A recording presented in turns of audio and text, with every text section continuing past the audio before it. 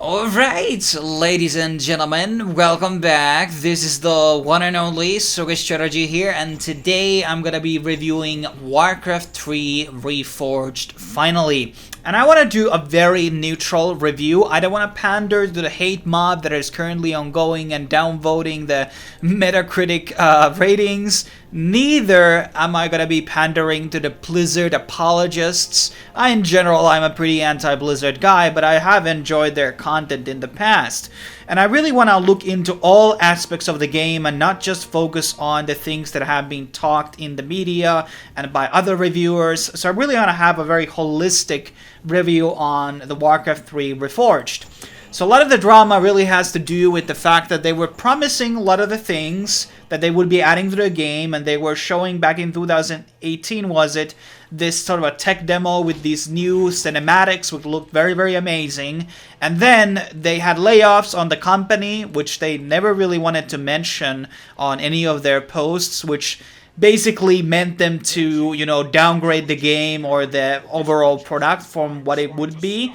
And basically they're just saying that, well, we decided to, keep the original spirit, which was completely a lie. They just had their, the creative director was cut off and the team was cut in half, basically. So that was basically the reason why they scoped down the game, but they didn't want to admit it on any of their publications, which they probably should have. So they still, by the way, on the website do advertise all of these features like Reforged cinematics, totally changed, and like clan systems and other aspects, and a lot of those features are not there. Some of them were supposed to come like post-launch, like they were saying that they will be doing an inbuilt model editor in the world editor. So let's see if that actually ever comes out. It would be very nice though. But basically the game also promised like new missions and basically all models recreated. And the models, by the way, which were outsourced to Malaysian studio, they look pretty good. There's very, couple of models are missing, so some of the assets still have like the Warcraft 3 ones. They have not been redone. Some of the secret skins, such as the Cobbled Shoveler, doesn't have a model. The Fell Space Urk is completely removed from the game, nowhere to be found. And I can remember also a couple of the new golems which were added. There were a bunch of new golems added. Some of them are missing animations. Some units, such as the Red Dragon, is missing portraits. There were a lot of missing assets still on this specific release patch. Also, I played through all the campaigns except the Rexar campaign, which is the very last campaign, and it seems to be actually glitched. One of the quests in the Goblin Mine thing, I can't complete it. It seems to be glitched. So technically, the game is even unplayable to that degree. So yes, there are a lot of things missing. Can these be added later on? Yes, they can be, but anybody, by the way, who was participating on the beta, as I knew that the game was definitely not ready to be released. There was so many problems on the beta. There was FPS problems. There was this sort of I don't know what is specifically called, input lag. I called it the click lag. So whenever I chose a building, I had this small, like a half of a second lag. And this was mostly happening online. And on the campaigns, which are played offline to my understanding, don't really seem to have it. The UI has been completely, obviously, reworked, and this was, by the way, downgraded for the old client. So if you didn't play Reforged, this experience still was forced to you in the old Warcraft 3, which I necessarily didn't like. I don't think that this backwards compatibility was really a necessary thing, so I disagreed with that. I thought they could have done the game on a new engine. So if it was done on any engine that wasn't the Warcraft 3 one, we wouldn't have the FPS or the internet connection problems. The biggest problem that I personally have, there's many that are going with a lot of people is the loading times for the games. So it takes almost like 3 minutes to get into a game, ladder match or campaign. That's unacceptable. And everything else like runs for me pretty fast or pretty well. Sometimes I get these FPS drops, but the loading to the games has been the major issue on custom games. There are certain large-sized custom games which can take up to 15 minutes to get into, and then you'll notice when you get into the game, half of the people have left. Right. So there are a lot of problems inside the game, a lot of things missing. I already mentioned the tournament and the, what is it called? Clan systems have been removed online. The online experience is pretty bad, okay? The campaign experience, then again, it's pretty okay, but a lot of the things I really wanted to see, though. So they added these like new assets. They added Kale's father to the game, which you can be seeing in the Silver Moon map. But the problem is they didn't add any dialogue to him. Like, this is the fucking king. Arthas comes into the fucking place and, oh, by the way, I'm gonna raise it to the ground. And the king says nothing. There's no dialogue. They did have no voice lines whatsoever added to the reworked experience, which was very, very sad to me. I really wanted to see that. And it wouldn't have, and same for the maps. When you load into the campaign maps, it shows you the map, and those should have contrast to the World of Warcraft ones. And they are totally over the place. They did rework them a bit, but they didn't want them to be like accurate to the World of Warcraft ones, which was really baffling to me. Like, this would have been very good for the sake of clarity. Where does the actual campaign maps taking place and etc. So I thought that was a big mistake. And it felt actually like lazy from the Blizzard side of things. As for the price, I think it's like okay if it wasn't a broken game. Obviously, I got the collector's edition, which added these extra skins. They added obviously skin to the Demon Hunter and Death Knight female versions, which a lot of people called a bit of a feminist take. I can understand that because they didn't add any male counterpart skins to any of the female ones. Then again, like, yeah, you already had like quite few females and a lot of male characters. But then again, there's a lot of lore things which would have prevented you from having male counterparts. I mean, Night of Warden would have been able to be done. But like overall, yeah, there's a lot of problems in the game, and we haven't even touched all of them yet in this video. So a lot of the new features that they also added was the 24 player support, which is very nice. They did some improvements on the Warcraft world editor, which nobody also wants to talk about for some reason. So there were some positive things and quality of life adjustments that they did add to the game, which I think were really good, and they were improvement on the old game. And there was a lot of clarity things, and like map size limits were added to the old editor, because back in the day you needed to use a lot of the custom made world editors, which would be modded versions, and now you don't really need a modded version because this one has a lot of those features that were missing on the old world editor. So that was a really, really nice add-on.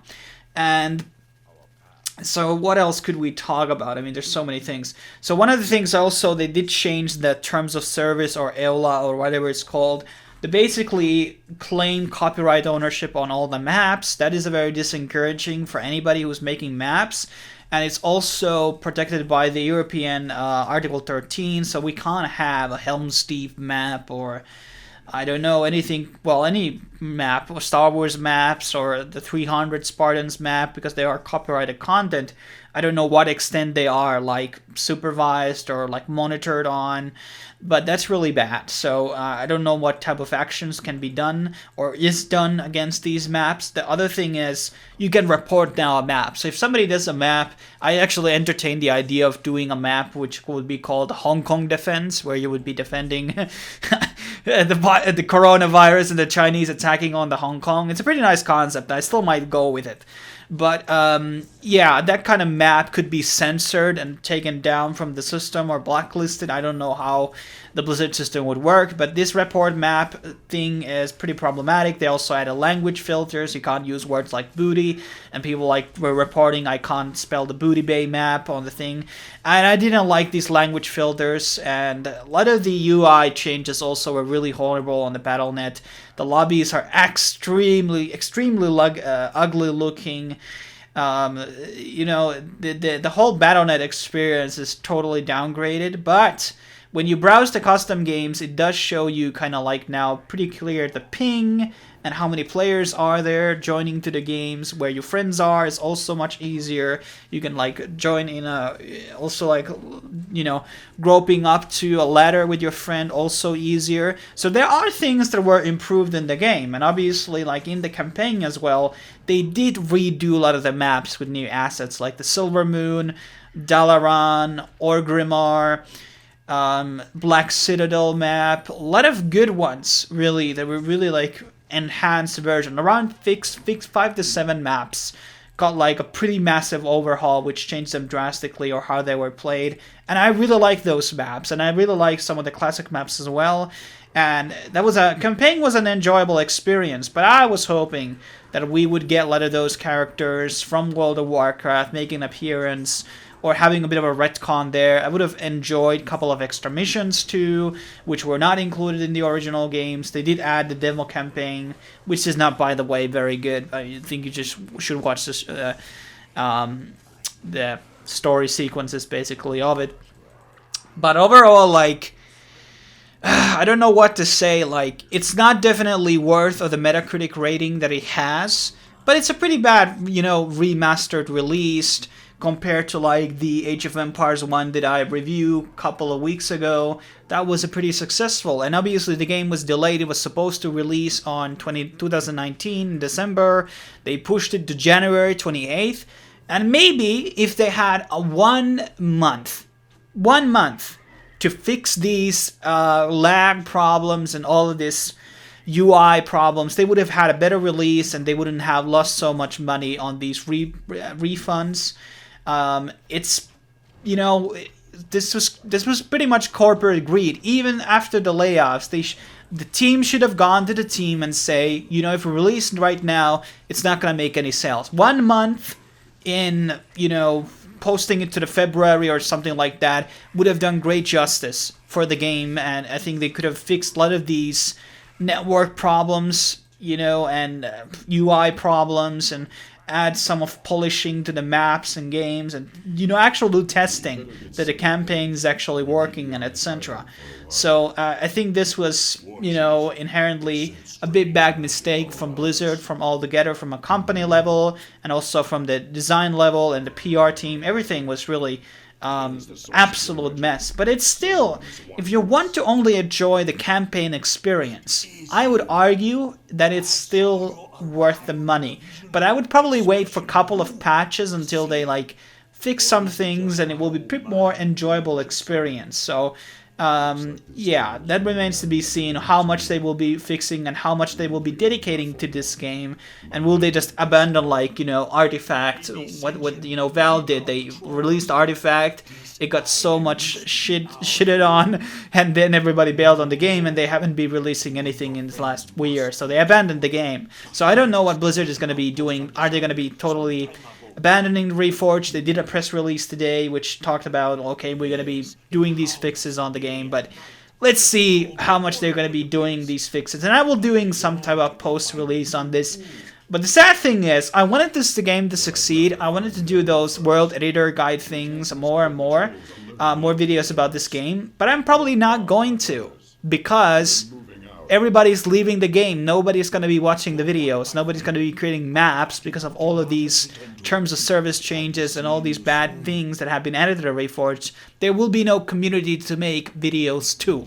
So I will probably be doing some type of a Reforged video in the future, talking about some future patches, or upload some montage, or I don't know. But I'm probably going to be doing just some other RTS games, sadly. But that's pretty much my rundown of the game. I tried to touch many you know, subjects as possible in this review. Obviously, it's a bit of a jumping from point A to point Z. Well, it's not a very constructive review, guys. I'm sorry about that. But there were so many things, and I just like, there are a lot of other things that I could have talked about the game, but I thought I would be touching all the important things, and I think I did, for the most part, at least the ones that I remember talking about. But I would give it a couple of months' time and see if they fix a lot of these quality of life improvements on the game, and then the game probably will be playable for the campaign level. But the custom game experience and online experience, I wouldn't really recommend it. So it's really about what type of a gamer you are. Are you a single player gamer like I am, or are you more like an online oriented gamer? Thanks for watching. I will see you guys on the next video.